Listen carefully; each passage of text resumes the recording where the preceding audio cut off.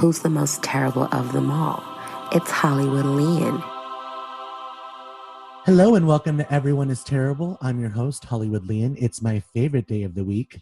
It is one day after the Super Bowl and 9 days until the season premiere of Real Housewives of New Jersey. So because of that, I got a New Jersey housewife with me today.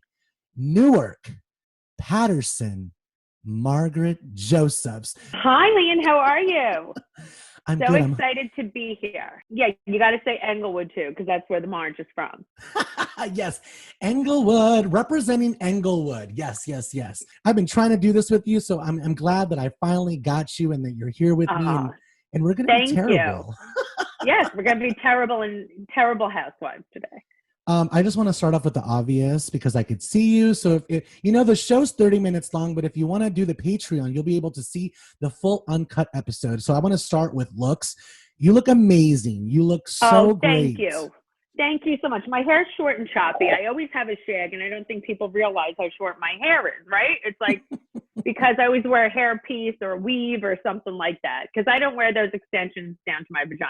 I get it, baby. I get it. Like not in. Yes. And of course I had a facelift. We all know that.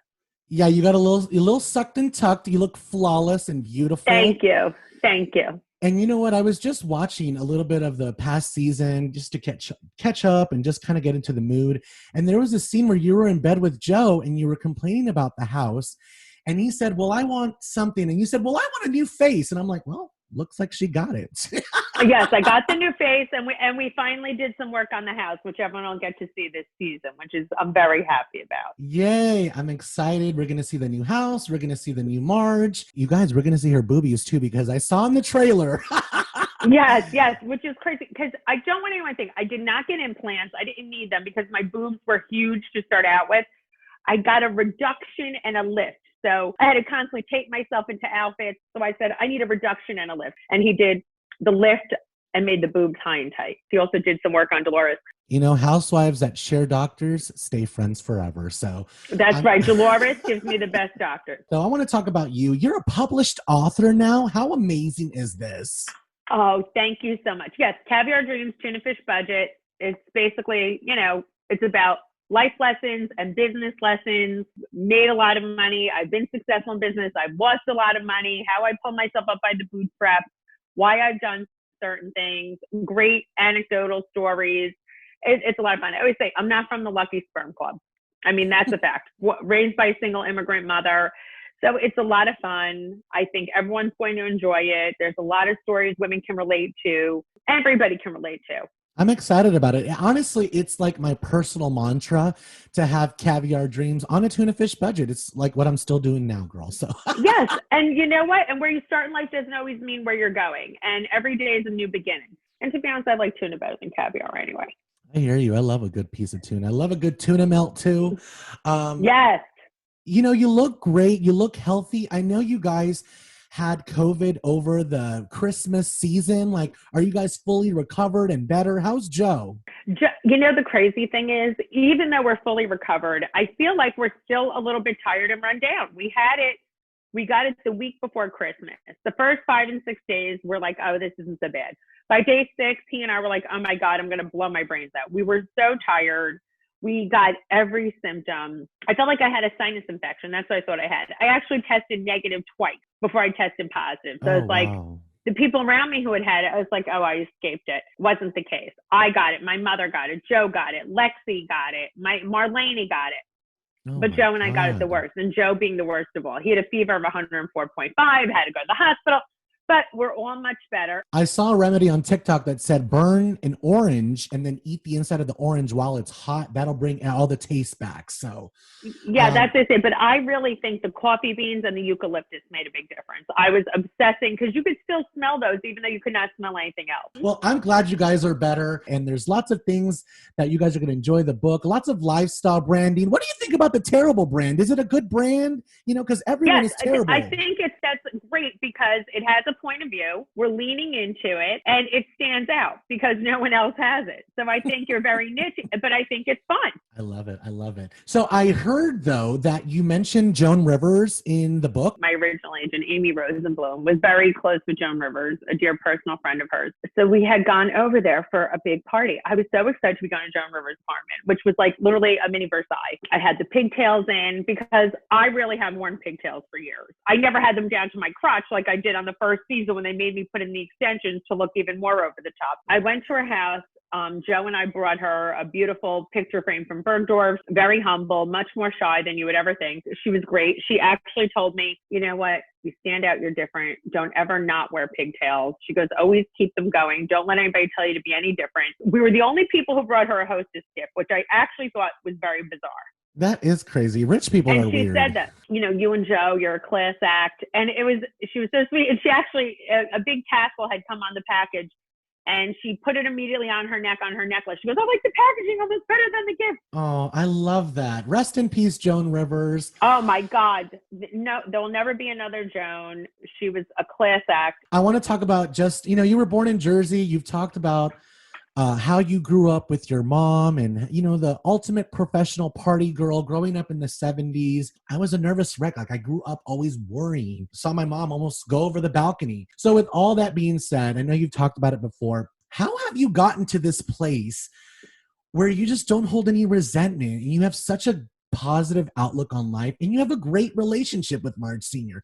How did you get to this place? Years of therapy.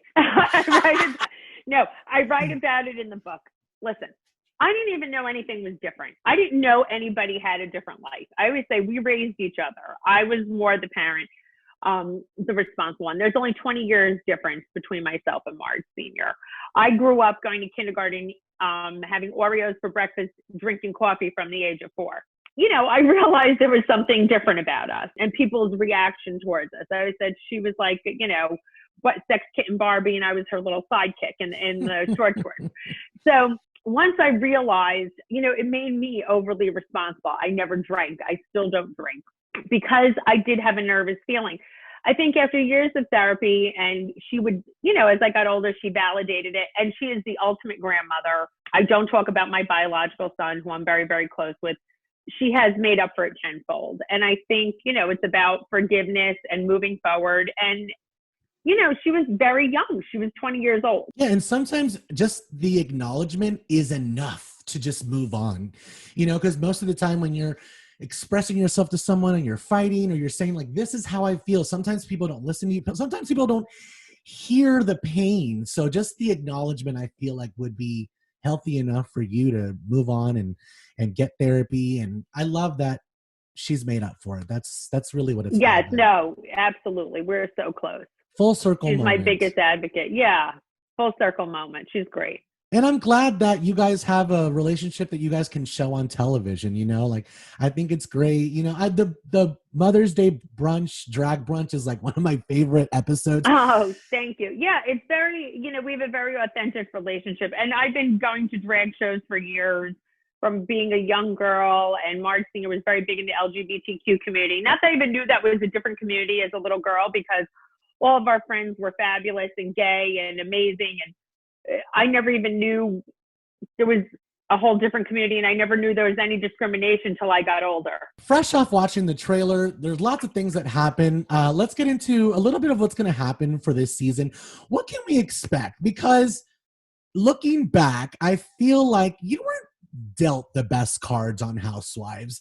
I really want to see you have fun, and I really want to see you let go and really create beautiful friendships with the women that are giving you the exact same energy back. Because I feel like, you know, we went through that whole shit with Siggy, soggy. Oh my God. Crazy, listen, what happens if you piss me off too much? They go away. They eventually fade off into the sunset, and it all comes full circle that we find out who they really are. And I'm always right from the beginning, you know? What I can say about Danielle is I don't think she's a horrible person, regardless that she pulled my hair and did all those things. About the first one, Soggy, I do think she's a horrible person.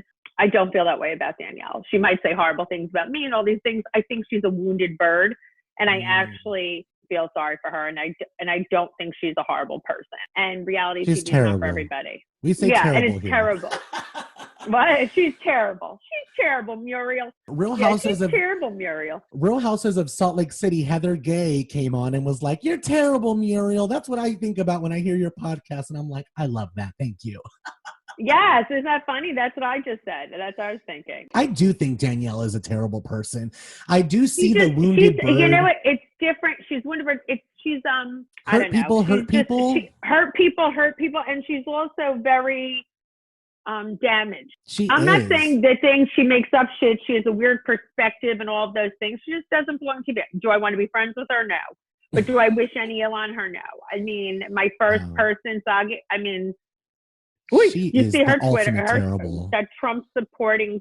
It's okay. You can have your political beliefs, but conspiracy theorists, I'm not interested in. Weirdo conspiracy theories. Or like, God, yeah, we could go into that. We could go into that, but that's not fun. But it's all my not other fun. girls. It's not fun. And I'm just glad that you have such a nice, healthy perspective after everything you've been through. That's all I'm saying. Because thank you. Dealing with the crazy biatch like Sagi Siki, and then dealing with freaking Danielle, spawn of Satan. Oh, I know. Listen, I haven't had it easy. I have not had it easy since I've been here with these girls. Really? That's why I said, like, your cards, you were dealt some crazy cards. So one of my favorite things about you, Marge, is when you fought all season with Jennifer, but then at the reunion, you looked at Danielle and you said, look, I could fight with her all day long, but she has a heart of gold. And I'm just like, Marge will always keep it real. She will always tell the truth. And I totally believe that. I believe that Jennifer is a good person. She's just batshit crazy. When she drinks, she gets batshit crazy.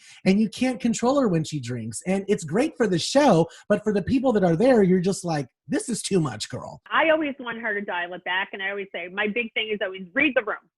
Don't be tone deaf. Read the room. Yeah. And I think that's where I get very frustrated with people, but she does have a heart of gold. Let's talk about, right in the beginning, in the trailer, you see kind of like a fight. Definitely a fight between myself and Joe. You could see I'm visibly upset. All the girls were in shock. Even Teresa was like, I'm my real self. I cannot hold back. I'm not worried what everybody's going to think. I was very upset about something. I was crying. I had to say my true emotions, and it came out at that moment. That whole night when you guys watch it is very upsetting, and you'll see why. But I couldn't hold back. I was just like, oi, I'm gonna have a breakdown, and I had it. You know what it is? The camera really captures my real life, the way I feel. I'm not putting something on for the show. Some people might do that. But I don't do that. I just feel like whatever I'm feeling at that moment, I'm going to say, regardless if on TV or not. I want to go back to that when that actually is going on. Do you feel a switch in the room? Like, do you feel like it's go time? And do you feel the cameras contribute to people's behavior? We're all very emotional. We're all very different personalities. I think that's why we work. And I just think that we keep it real. I think some of the girls are alcohol induced. I think I'm at the age I don't want to put up with any nonsense. So I'm going to call you out the way it is. And I think we deal with real life shit. I think we all have something going on in our life at any given moment. Teresa had Joe DePort, she has the 4 daughters. I have a business. I'm writing a book. I've had lawsuits on the show. Everybody has dealt with real life trauma. I think that people could relate to, and you're under pressure, and we were coming out of a pandemic. So this year especially, I think you're going to see relationships. Everyone has very personal stories. Yeah. Just going down the list, it all really is personal. I don't think I've ever seen Melissa and Joe fight like this. Melissa giving out her number to a restaurant owner is like the tea, apparently. Teresa has a new boyfriend. Have you met Luis? I haven't met Louis. We were supposed to get together over the holidays, but they're looking very happy on the gram. He's a Latin lover. Yeah, so it was interesting. Teresa said she wanted a nice Jewish boy, but she ended up going with the Latin lover. So the Latin lover I'm okay with, but he still looks very juicy. He looks very Italian to me. So those dark features. Yeah, yes, Latin, Italian, it's all in the same family. Let's kind of just go down the list of what I saw in the trailer that was sticking out. I mean, the first thing that we see is Teresa. It looks like she's calling Jackie a nasty bitch, and I'm just like, okay, we're just, it looks like this, it's all at Dolores' house. This must be the season finale, girl. I'm going to give you the heads up, it's not. Oh, wow. That Good. I'm going to give a little insight. No. I love We start off guns a-blazing.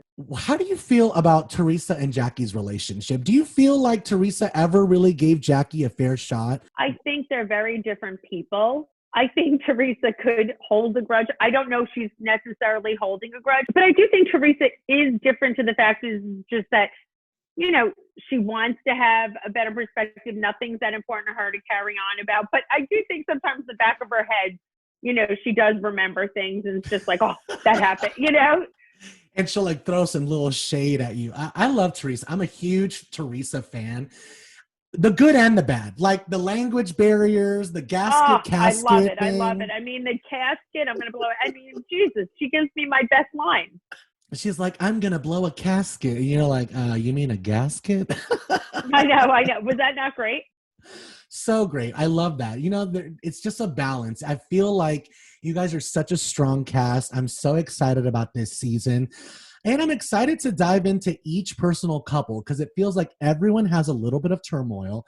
You know, we start off with that fight between you and Joe, which you said you were physically upset. That looks crazy because I've always seen you guys so lovey. So to see you pointing at him. You know, the best of couples can have an argument and it's the way you make up and it's the way you handle it. Well, you've been through everything. Things happen. We did a lot to be together. Exactly. We both left marriages. We knew we were meant to be together. He's my biggest supporter and advocate. I mean, this guy has to wake up with me every morning, and believe me, it's not the girl he goes to bed with every night, so I look like a lunatic. And but he loves you. He thinks you're so hot, and I just love He does. That. He loves me unconditionally. He didn't want me to get my boobs lifted. I get it, and I think it's a testament to, you know, how strong that foundation is. So I don't know about the others, though. We have a very strong foundation. Even when he was like, I want Dolores. She's hot, too. Like, she's beautiful. And I was just like, oh, I know. God. It doesn't even upset me. He always grabs Dolores. He always grabs her tushy. He's very sweet to women, and he's very good to men. And he's touchy-feely with everybody. He makes everybody feel welcome. He's interesting and interested. Yeah, he's great. You'll love him, Lian, when you meet him. Oh, I can't wait to. Yeah, he's great. I'm a big fan of him. I'm a big fan of Evan too. Oh man. Everybody loves it. Evan's like the hot guy. Joe's the bear cub. And you know I'm gay. I love the bears, honey. Okay, cubs, otters, bears. I'm part of that family. So yeah. No, but everyone loves a Jewish boy, and I think everyone just loved Evan because of what Jackie showcased on her relationship. You know, she came on television, told everyone she doesn't give her husband blowjobs. What did you expect was going to happen from that? I know that totally cracks me up. I know. I was like, Jackie, we got to give you some lessons. Yeah, do us a favor and go down there, please, because only so Marge easy. And Melissa are about the sloppy toppy. I mean, it's like not even a big deal. It's not a big deal. I'm like, honey, I have had worse in my mouth. Go satisfy your That's husband. what I say. Jesus, I can't eat egg whites. A blowjob's nothing. It's interesting to see kind of how Teresa comes at her, and then she drops the bomb on you in the trailer. She says, oh, well, I heard there's rumors about Evan cheating on her at the gym. And I'm like, let's put it this way. That rumor does not go down smoothly, and it all comes out in the first episode. And that's why we come in and everybody said it's the best first episode of any franchise. You guys are notorious for crazy openings, like crazy batshit openings, New Jersey. I mean, that's why people go absolutely insane. That's why we know how to get it going. I mean, but it's authentic. That's the whole thing. We talk to each other even when we're not filming. We get together when we're not filming. We text each other all the time. We're on group chats. We have authentic relationships. We talk shit behind each other's back when we're not together. You see so-and-so's Instagram. You know, we're real life friends. Who's your closest friend on the show? It's funny. The truth is I talk to Dolores every day. I love Dolores. I'm glad that Dolores you guys are is friends. a good chatter. But I mean, I'm very close to Melissa because Joe and I go out with Melissa and Joe all the time. And I talk to Jackie. It's like, we talk about, I don't talk to Jennifer and Teresa as much, obviously. You know, we're friends, we're good friends, but people I talk to on a regular basis is really more the Doloreses, Melissas, and Jack. We see that this year, Jennifer's drinking a lot more. So every time she drank last year, the party got going and she said some crazy ass shit. You know, you threw out Monkey's asshole and she came back with like, that you like to suck. And she's like, you know, she's doing the whole, like, you know, when you were in high school and you like chest bump someone without chest bumping. I'm like, she's that girl that we all went to high school with that will get loud and crazy in a second. But this season, it seems different. Like, it seems coping. It seems numbing. It seems like there's a shift.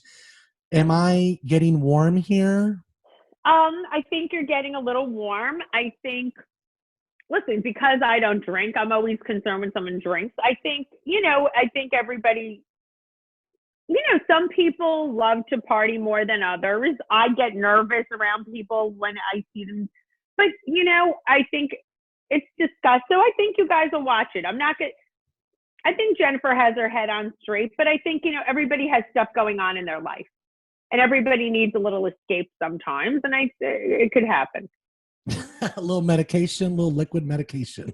I mean, that's, some people drink to loosen up. Some people drink to get, I can't totally comment on, I'm not in her head. Yeah. But, they show it, but she's not drinking all the time. Yeah, no, she doesn't strike me as someone that wakes up and has a vodka in the morning, like while No, nothing like that. That. But at the same time, it's also like, girl, every time we hang out, we don't need you, drinking down the bottle, so we have to take care of him. It makes me anxious. And maybe that's about me, because it could remind me of my mother. I don't want to see a woman falling down drunk. I don't want to see anybody falling down drunk. It gives me complete anxiety. I don't want people laughing at her. I actually care about her, and I don't want her to ever be in that situation. And I don't want her kids to ever see that. Yeah. That's just me. What are the fun things that we can expect from this season? We don't go on airplanes, but we do get to go on some really fun trips. You see some great bonding moments, a lot of funny lines. I think you get to see that. You see the husbands a lot because they're around a lot.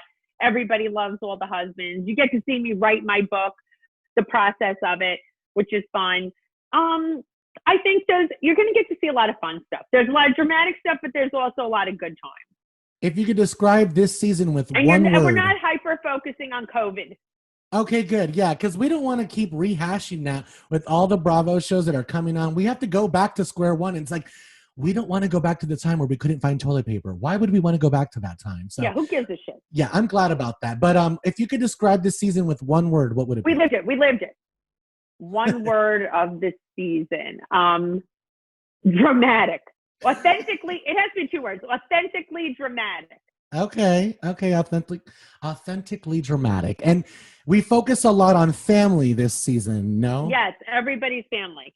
Everybody's family. As Bravo fans, we're very vocal. We're very much like, we'll slide into your DMs and let you know that we're upset with you or we're happy with you. What is the pros? Oh yeah, believe me, I get it all day. Pros and cons of being a housewife. Pros, it's an amazing platform. I have a great time. I take it for what it is. I enjoy it. It's a lot of fun, and you do get to do amazing things. Anybody who says it's not fun and amazing charitable things, your voice does make a difference.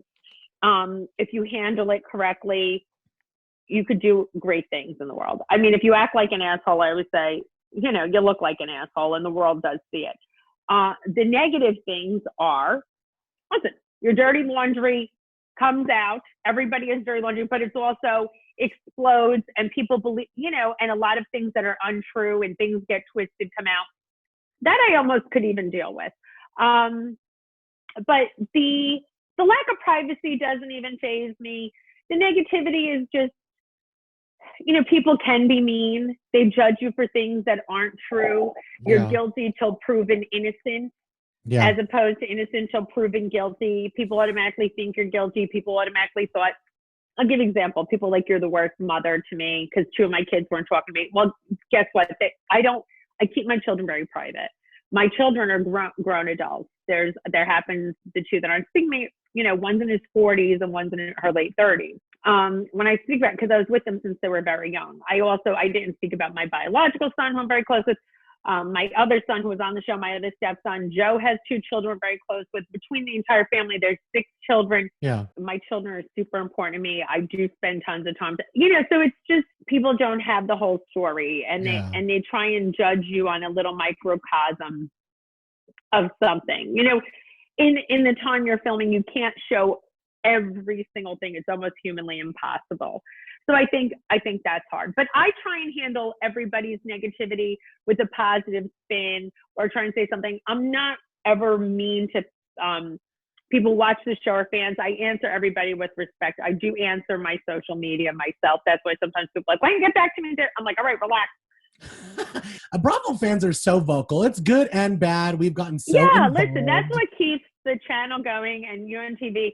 And I think people have a right to their opinion, positive or negative. I don't think getting down and dirty and really mean is acceptable. Listen, I got my facelift. Marge, you're pulled too tight. You look fucking ridiculous. And then before they're like, you need a facelift. As soon as you get a facelift, you're pulled too tight. You can't make anybody happy. Yeah, no, you look great. Forget everybody. Thank you. And I love when you talk about your family, and I know that it's not always the perfect scenario, but when you've talked about your kids, I've always felt the empathy for you, and I felt the love that you have, and there's hurt there, when you have that kind of family dynamic that you're showcasing on TV. So I think you're very brave. Like I said, one of the most authentic housewives. Always keep it real, and we need that balance in there. Like, we need someone to just kind of step back and go, look, I know I'm sitting here arguing with this lady, but she has a good heart and she has a heart of gold. And like, that's the difference between you and her. Like, you are a terrible person. So I think it's great. Well, listen, I will say she did double down and say she would have pulled my hair again. See, I said I shouldn't have poured the water on her. I was physically afraid because she did chest bump me. I've never had a physical altercation with somebody. Did you cry that night? Did you go home and cry? Like, I would have been Yes, I cried that second on camera. Oh my God. What did Joe say when you got home? He wanted to go over there. He was livid. I mean, people wanted me to fuck. It was a very violent scene. Production cried. The producers came out of the back and cried. She was sent home. It was very bad. It was a bad scene. I can't believe you went through that. It was a bad that. scene. At that moment, I thought maybe this isn't my life. I thought for a second, I was like, I don't know if I could do this. I don't know people like that. Truthfully, I don't know anybody who would do something from behind. I mean, I had people saying to me, would you push Marty in the pool? I was like, that's hijinks. It's apples and oranges. On the front, you can't compare the two. People do that. Kids do that at pool parties. That was an iconic Bravo moment. I pushed him from the front. Oh, he's not, and that was a sneak attack from behind. I couldn't defend myself.